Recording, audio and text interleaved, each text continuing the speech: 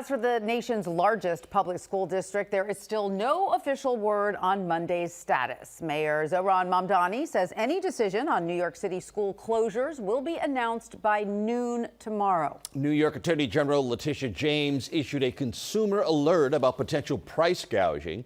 She urges anyone who sees higher prices on essential goods and services to file complaints with her office. Her announcement comes as 2,600 city sanitation workers prepare for 12-hour shifts, working to keep streets passable for as long as possible.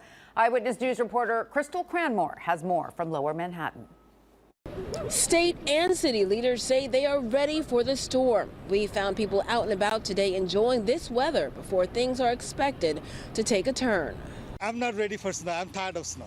Still recovering from last month's snowstorm, customers at this Home Depot in East Elmhurst, Queens, walked out with bags of salt. How many bags did you buy? Like 11. 11 bags? Yeah, we need more. Heavy snow, strong winds, and whiteout conditions are expected Sunday, with the worst impact happening overnight into Monday. Governor Kathy Hochul today issuing a state of emergency beginning Sunday morning. Once again, New York State is in the crosshairs of a very dangerous, fast-moving, potentially life-threatening winter storm. Mayor Zohran Mamdani says the city is ready. DSNY has already begun pre-snow operations, preparing equipment, mounting plows and chains on over 2,200 vehicles, and loading up more than 700 salt spreaders.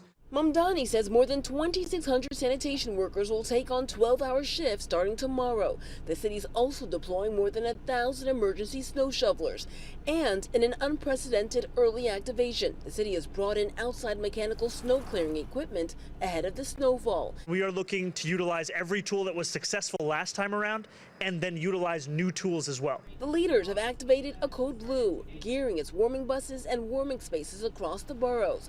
Officials are urging people to stay indoors, but if you must go out, expect delays on the roads and the rails. The bus network is prepared to pick up the slack, as it always does.